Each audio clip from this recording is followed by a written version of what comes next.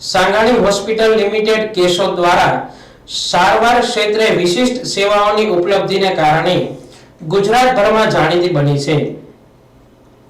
ત્યારે તેમની જુદી જુદી 4 શાખાઓ કેશોદ, માંગરોળ, વેરાવળ, જૂનાગઢ દ્વારા દર્દીઓને આધુનિક સુવિધાઓથી સારવાર મળી રહે તેવા પ્રયત્નો થઈ રહ્યા છે। ગત રવિવારે ચોરવાડના શ્રીમતી ભાનુબેન નાણાવટી હોસ્પિટલમાં તેઓ દ્વારા આધુનિક સગવડતાઓ સાથે सांगाणी હોસ્પિટલ લિમિટેડ શરૂ કરવામાં આવી છે।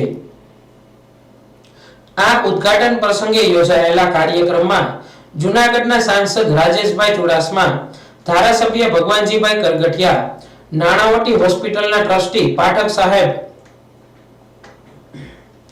પૂર્વ સભાપતિ હીરાભાઈ ચુડાસમા, કેશોદ જીટીપીએલ ગુજરાત ન્યૂઝના હરદેવસિંહ રાયઝાદા, ગોવિંદભાઈ દેવાણી, કેશોદ નગરપાલિકાના પ્રવીણભાઈ વિઠલાણી, અન્ય મહેમાનો અને सांगाणी બંધુઓ દ્વારા દીપ પ્રાગટ્ય કરી કાર્યક્રમની શરૂઆત કરવામાં આવી હતી। આ તકે સાંસદ શ્રી રાજેશ ચુડાસમાએ જણાવ્યું હતું કે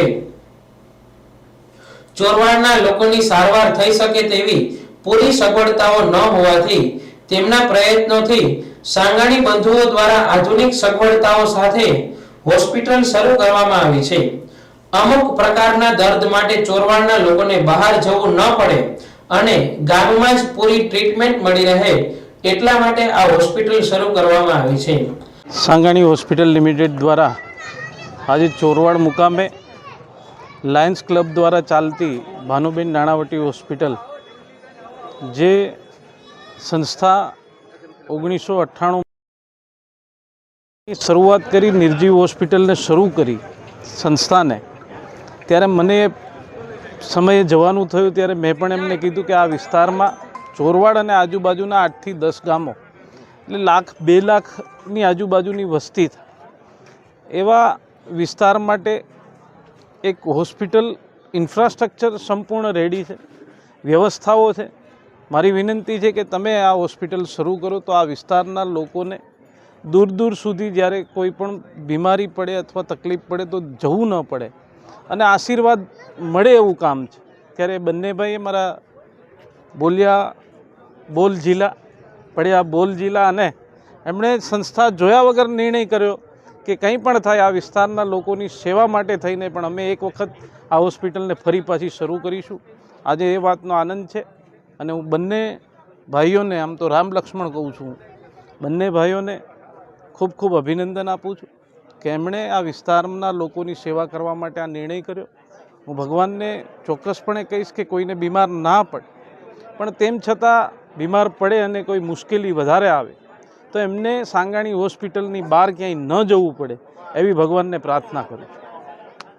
આ કાર્યક્રમમાં सांगाणी હોસ્પિટલ લિમિટેડના ડિરેક્ટર અજય सांगाણીના જણાવ્યા મુજબ અમારી ચોરવાડમાં શરૂ કરવામાં આવેલ હોસ્પિટલ કોઈ પૈસા કમાવાના હેતુથી ખોલવામાં આવી નથી, પરંતુ એક સેવા ભાવ અને સાથે રાજેશભાઈ ચુડાસમાના કહેવાથી શરૂ કરવામાં આવી છે।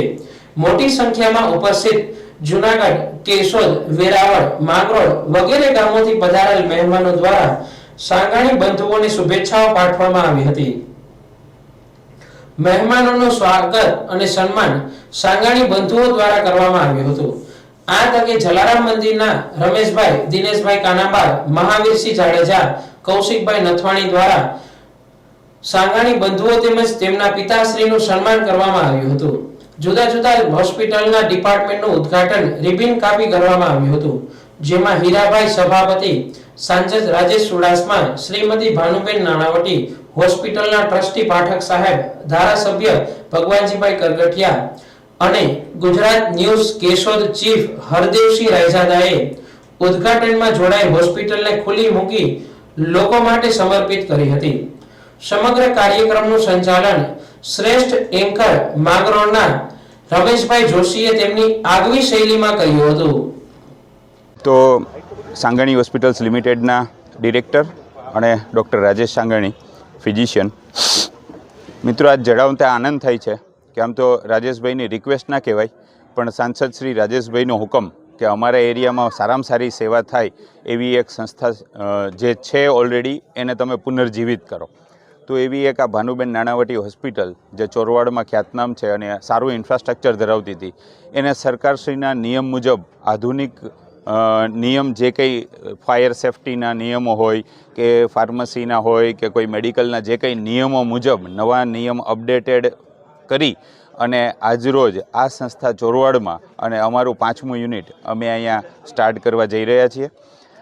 મહેમાનોની હાજરી અને આની સાથે મને એક વસ્તુ કહેવાની ઘટે કે આ સંસ્થામાં અમે બધું પ્રાઇમરી મેનેજમેન્ટની ઉપર એક સ્ટેપ કે સાહેબે જેમ કીધું એમ એટેકનું પેશન્ટ હોય, છાતીમાં કંઈ પણ દુખાવો આવતો હોય, શ્વાસનું પેશન્ટ હોય, જેને તાત્કાલિક ઓક્સિજનની જરૂર હોય, જેને વેન્ટિલેટરની જરૂર હોય, જેને ડીફીબ એટલે કે હૃદયમાં શોટ આપવાની જે કંઈ જરૂર હોય, એવી પ્રાથમિક જરૂરિયાત કે પેશન્ટને અહીંથી કદાચ 1, 2 કે 3 કલાક 4 કલાક મુસાફરી કરવી પડે તો રસ્તામાં કોઈ પણ જાતની તકલીફ ના થાય એવી પ્રાથમિક સગવડતા અમે અહીંયા આપીશું.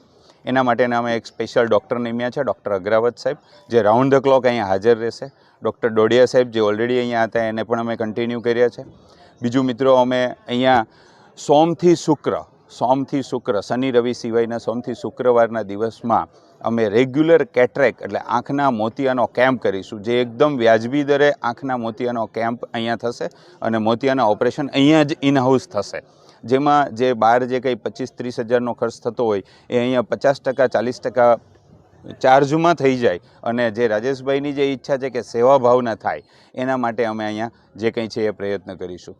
બીજું મિત્રો, અહીંયા અમે ડેન્ટલ ડિપાર્ટમેન્ટ ઓછામાં ઓછા ચાર્જમાં જે દાંતના નાના મોટા કંઈ પણ તકલીફો છે એ અહીંના લેવલે થઈ જાય, પ્રોસ્થેસિસ જે મોટામાં મોટી સારવાર મોટા સેન્ટરમાં થાય એ અહીંયા ઓછા ચાર્જમાં થઈ જાય એવો પ્રયત્ન અમે કરીશું. તો ખાસ કરીને સેવાની ભાવનાથી અને એકદમ ઇન્ટિરિયરમાં, અહીં કોઈ કમાવાની ભાવનાથી નથી પણ એકદમ ઇન્ટિરિયરમાં સારામાં સારી સગવડતા મળે એના માટે સાંગાણી હોસ્પિટલ્સ લિમિટેડ આ સંસ્થાની શરૂઆત કરી રહ્યા છીએ. Thank you.